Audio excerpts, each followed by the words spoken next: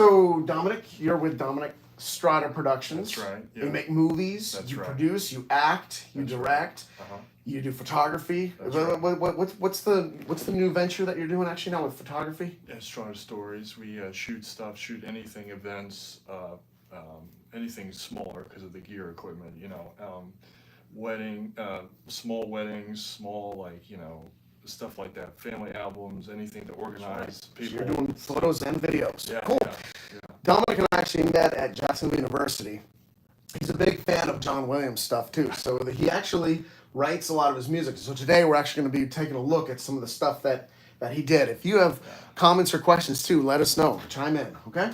All right, let's see. So this is the Minuet number 8 that you wrote. All right, let me just check this out real quickly. First of all, you put this in 5 flats. You know what key that is? That's D flat. Very good, man. And see, you're a director of movies, and you know it's D flat. That's good, man. Okay, so let's just check this here. It's 3/4 time, and you have it going. Let's see here. Let's check this one.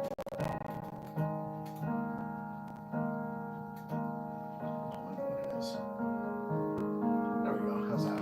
That's good. Okay, here we go. Let's see. So you got now what you got written here is this. Let's see.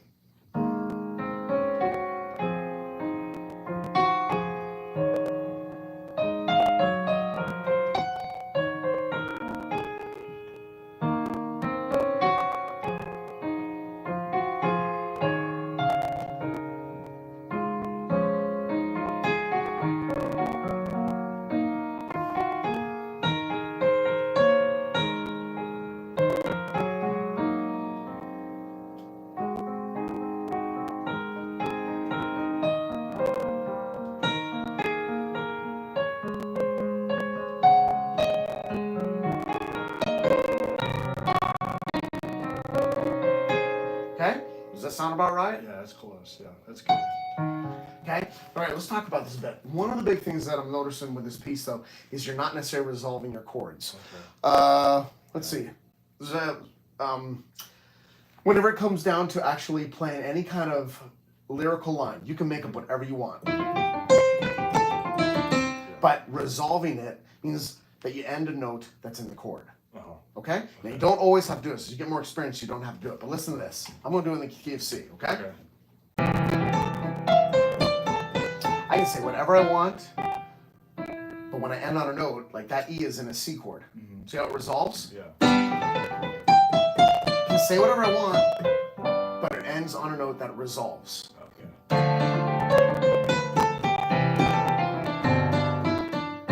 Okay? So what I'm going to do is I'm going to take your piece here and I'm going to put it in the key of D, just because it's a little bit easier then to explain to you rather than all the black notes, okay, that you got in here. But if I go to the key of D, check this out. You have this.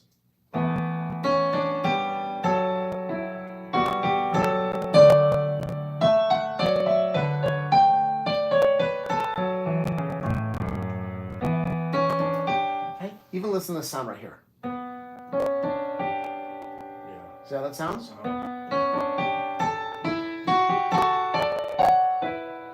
Not bad at all, but very contemporary. One of the things like Aaron Copland did was he'd utilize perfect fourth intervals. Hear that? Yeah. Very contemporary sounding. One of the things that you said, you got this minuet. You called it a minuet. By the way, what made you decide to call it a minuet? I've just been writing minuets to practice with playing, because trying to get both hands straight, because they're What are minuets? What is a minuet? Dances in the 1700s, short little phrases of music. Good, short little phrase of trios, music. That's with right. Okay. trios. And so far, it looks like pretty much. I mean, you have this. It takes up a page and a half here.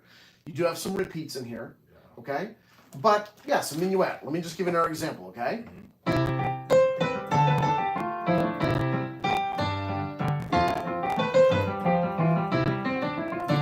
I'm just vamping. But notice my music here is resolving. Okay? Now here's the thing. When it comes down to this piece, Sorry, are you doing cadences, authentic cadence, perfect cadence? Great question. You You tell me, what is an authentic cadence? Still working on these. Authentic cadence is a 5 to a 1. 5 to 1. Ta-da. 5 to 1. Okay. Plagal cadence is amen. 4 to 1. That's the other one. Yeah. Amen. That's Okay? What? A half cadence, you end either on the 5 or the 4, because remember, a 4 and a 5 are what we use to get the cadence to the 1. But if you end on the 4 or the 5, you're not done, so it's called a half cadence. 4, 5, See? 1, right? Or end on the 5. Okay? So a lot of times an actual phrase is a half cadence. It ends on the 4 or the 5, and then when we come back around, we start back on 1. You see what I'm saying? Listen to this. If I give you a 1 chord, and I go to a 5 chord, and a 2 chord, and I go to a 5 chord, the phrase is done. So I'm on a half cadence. I'm ending on a 5. And now I start a new phrase on a 1. 5, 2, and let's say a 4. That's a 4. It's a half cadence. Okay. But if I wanted to go and end the phrase on a 1, it would sound like this. I'm going to cut the last section of the phrase, the resolution part, number 4. Yeah. I'm going to cut that in half, and I'm going to go from a 5 to a 1, like this. 1, 5, 2, 5, 1. Next section, here I actually ended on a 1. Okay? That was an authentic cadence, a 5 to a 1. This time I'm going to do a plagal cadence, 4 to 1. 1, 5, 2, 4, 1. And see how now the next part starts over? Yeah, and okay? It's not complete, but it sounds Well, close. but see, and at the very end though, Yeah. no, it sounds Completely. next section. But it's because I ended on a 1. Okay. Most phrases, especially in contemporary music, they're half cadences. They end the section, the phrase, on a 4 or a 5. Okay? Yeah. So typically, whenever you're writing anything like a minuet, you got this minuet up here. You want to go and keep things simple from the start, unless you're going for contemporary. Which remember, this sounds like early 1920s kind of music, but because you have all those perfect fourth intervals, but it's not resolving very well. You see? Let me play this again. I got what you got here. Listen to this again. Just melodically, okay?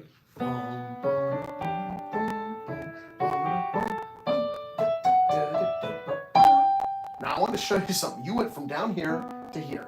That's a pretty big jump. Okay, an octave and a half is how far you traveled. Okay? Okay?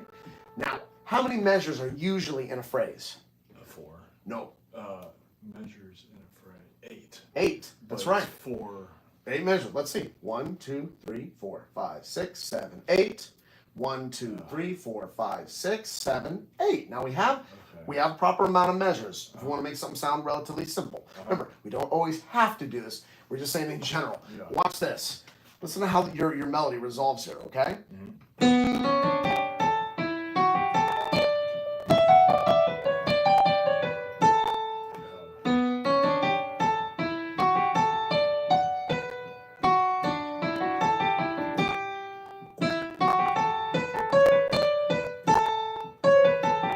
That's the end of the phrase right there. You see how it's like it's kind of rambling. It sounds like a run-on sentence. Yeah. Remember, music is supposed to represent a conversation.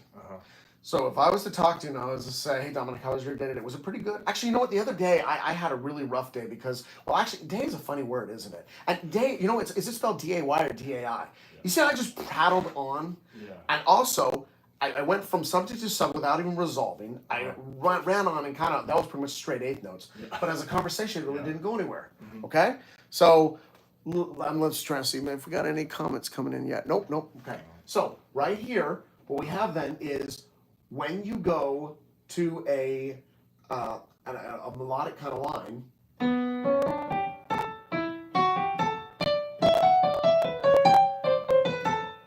you know, just It sounds bad. no, it's not that it's bad. It's not satisfying because it doesn't that's what I mean. finish. Yeah. Even what I just said, because it doesn't finish. You can tell that what I just said doesn't finish. The way I said it and everything was almost like you could put a period at the end of what I just said. Yours. Now, one of the things I noticed you tried to do here, though, is you actually, did try to repeat your phrase. What is the 4 typical steps for, like, a melodic idea? The first thing you do is what? Repeat it. Can't repeat it unless you have something to repeat. Oh yeah, we'll write the melody. Main idea. Yeah, main idea. The second thing you do is Repeat the main idea. good, or restate it. Yeah. It can be a variation, a little bit different, but you restate it. Third thing you do is what? Move it up or down, retrograde it. You could retrograde, but develop. Now you can go develop, somewhere yeah. totally different. Yeah, Okay? And then the fourth thing you can do is resolve, where you use your cadence that you talked about. Okay? Yeah. Now, let me go on. Let's actually watch this. If we grab like strings, let's see what we can do with this. If even like just if it sounded more orchestral. Watch this. Ready? Okay. By the way, your tempo here is 110. I'm probably playing a little too fast. So let's see. This Yeah, would be it's probably better 1, faster. 2, 3, 1, 2.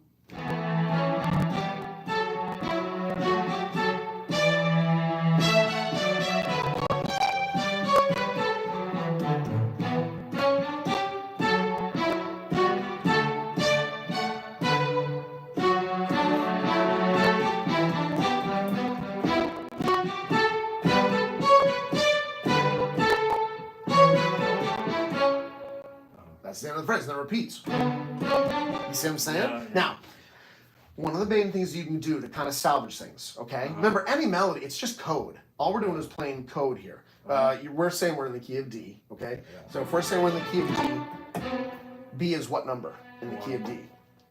No. In the key of D, Oh, B it's, is what? 7. No. Let's count. 6. 1, 2, 3, 4, 5, 6. That's Still right, right. or 1, 7, 6. That's right, okay? Yeah. All right. So what we have now is starting on 6. You pass right through the 1, which you can do by the way, but look at this. Yeah. Pass right through the 1 to get to 4. 6 to 4. All right. Now already with these notes right here.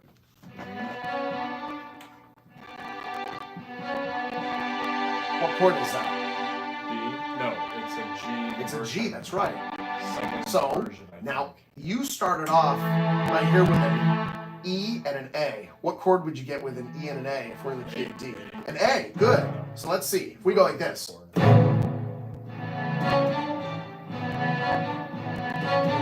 Okay?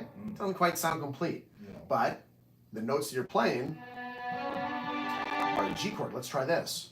Hear how that sounds?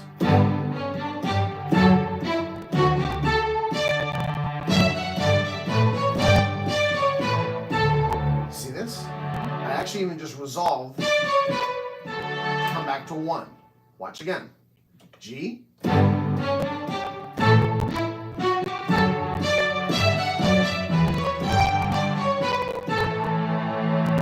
Now, one of the things I would suggest, though, is whenever you're playing, a lot of times, it's one thing if you have a melodic idea in your head. In other words, if you actually walked away the other day and you said, I want to sing bum ba-dum bum bum bum ba-da bum bum ba-da ba-da bum. If that's what you went away humming, sure. But if you didn't, if you were just trying to use mathematics and just trying to think, oh, I just want to make these notes wander, that's pretty much what it sounds like. Okay. It doesn't resolve itself. But if you go ahead and tell yourself, I want to go ahead and start with this chord right here. Now remember, you said A. All right, fine, A. That's an A with a number 2, right? So if you say I want to start here, then play notes that are in A chord. The other thing you have is a G, so it'd be like an A7. All right? Hear that sound? Give ourselves maybe a 1 chord. Hear how that sounds? Because I actually have a 1 chord. Check this again. You have an A chord, F sharp minor.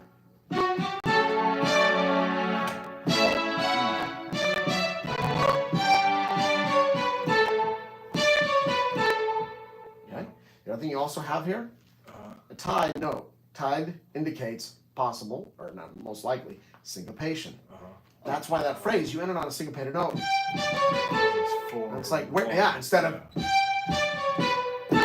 you hear that? Yeah. It sounds like it's done. Rather, you kind of ran on through it like that run-on sentence we talked about. So, look at this little section down here even. You have this.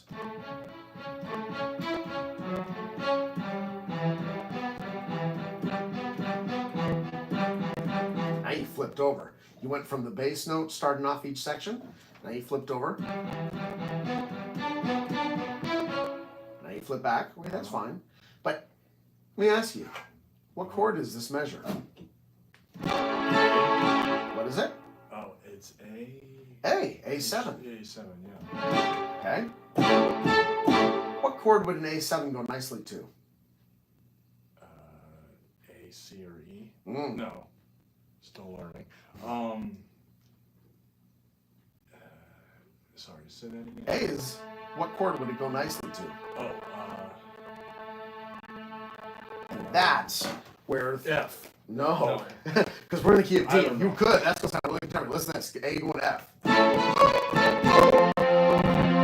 See? Yeah, Okay. I So don't know. remember, circle of fifths. Oh, yeah, yeah. So A could either go nicely to E, Oh, you mean the fifth? or of A Okay. is the fifth of. It's D. You see? Now watch what happens if you start on an A and we go to a D. Hear the resolution? Yeah. Okay. You see? So start utilizing chords more that are actually in the key. It's good to get outside the key. But check this. If I go ahead and play a minuet, I'm going to grab the two main chords in that key. So if I'm in the key of, you're in D flat, but let's just say D, okay? D is chord number 1. What's chord number 5? A. A. Just use those two chords for a while. Okay. Okay? So notice, I'm going to go D chord here even.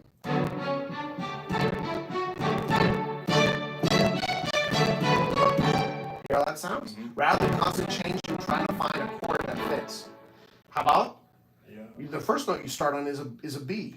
In the key of D, what's a good note? What's a good chord to start on if B is our first note? Sorry, say that again. What's a good chord to play in the key of D if B is our first note? Is B the best note to play for the D chord? No. Nope, very dissonant sound. Yes, it's bad. Is it a good note to play for an A? You can do it. It's number 2. 2s are always a good number to add to your chords. Suspended, right, too? Oh, well, people call it suspended too, Yeah, yeah. yeah. I think of suspensions as fours, but yeah. Yeah, okay. Well, I wouldn't start with B if I had to rewrite this. But if you did start with B, it's okay. But But the chord that you should start with then is what? is Most important chords in any key. Number 1 chord, 5. number 5, and number 4. There are 4. What's 4 in the key of D? Key of D is number 4 is G. Check this. Yeah.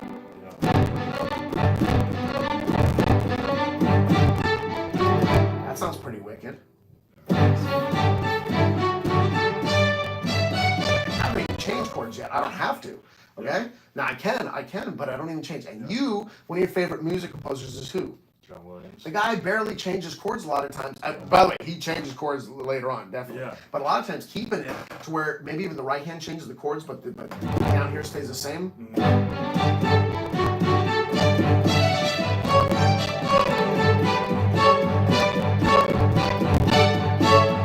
He then goes outside the key a lot. So maybe the C chord. Maybe E flat. I'm not changing the G at all. John Williams does this kind of stuff all the time. He gives this really nice, cool conflict of chords. You get this G, and it's a G major, right? G major implies what? Happy. Good. Happy's more for little kids right yeah. now because also you commit, majors, if I say your dog's dying and I play this, your dog's dying, dude. That's sad, but it doesn't sound like your dog's dying. Hear the difference? So major versus minor. What I want you to think now is major, think of a plus sign, it's positive. Okay. It's a positive thing. Your dog's dying, but it's okay. Yeah. Versus your dog's dying, and it's not okay. It's a negative sound. So just think of majors and minors as positives and negatives, and it helps a lot. Okay. That being said, though, we have this major, we have this positive sound.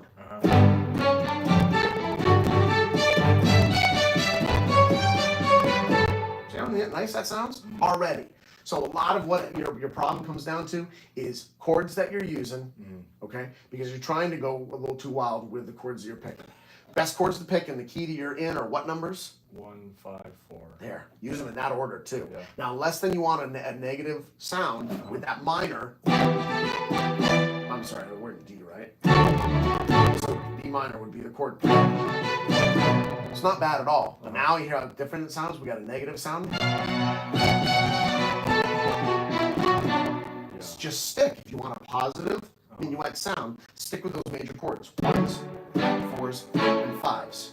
Next thing I'd also recommend is when you're writing a melody, don't let it prattle.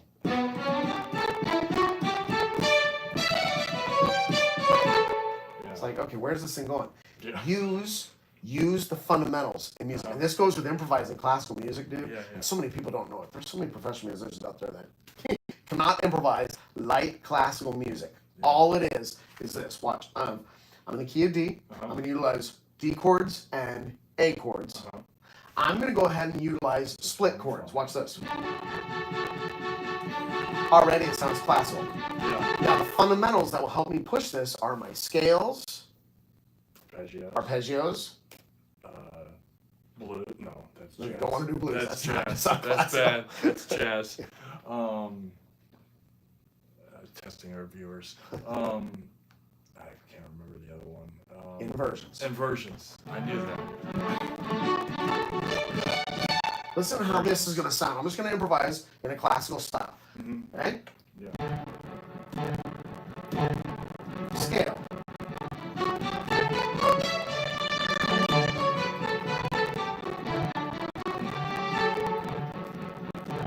Arpeggio. I'm going to go to a G chord. Actually, I'm going to go to the A chord. Arpeggios. G arpeggio. D scale. Now here's the thing. Instead of playing the scale in a line, play it broken up.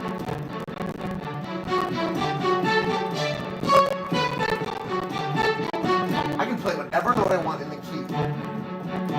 I want to resolve the note in a note that's in the chord. That's right. Watch this.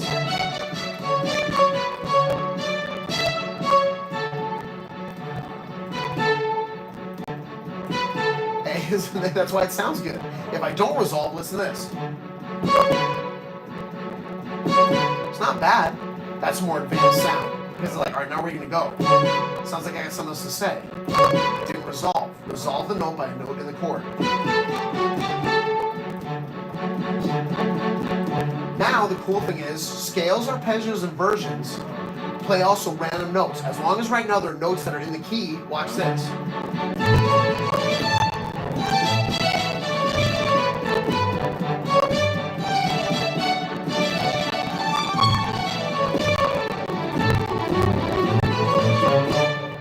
Where I'm going, I can't hit a wrong note. You see? Because I'm in the key. Now the final thing to do to make music, especially when it makes things sound like a minuet, that light classical sound, passing chords through the half step outside the key. Hear that? I have F natural, that's not in the key.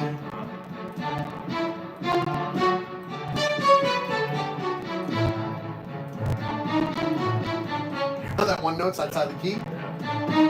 But if you're not careful, you do not want to sit on one of those notes. Listen to this. You see? It's a passing tone. You pass through it.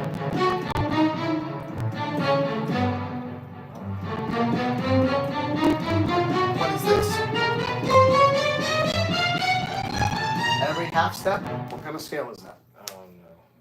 Chromatic. Remember chromatic? Scales are bad. So this is one of the things you want to do. As you're doing a good job here, but one of the things that you're doing is you're getting really caught up in how it also looks. This looks really nice, right? Yeah. But the substance behind it is lacking a lot of the chords and the fundamentals. And the substance, yeah. Fundamentals are chords 1, 4, 5, resolving on 1 or whatever's in the note, and then 8. Phrases, 8 measures. Also no your run on scales. Scales. That's what you're looking for. I knew that. Scales, arpeggios, and inversions. That's it. Yeah. So, let me see you improvise in the key of C. Here we go. Okay? Okay.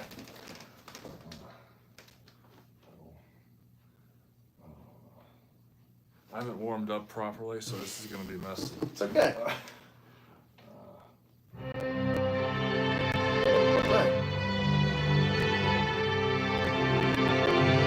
Now, pedal control though. See, you're letting the orchestra bleed into itself. So don't even worry about the pedal. Yeah. Play now, light, and get off it. But go ahead. Go ahead. Here we go.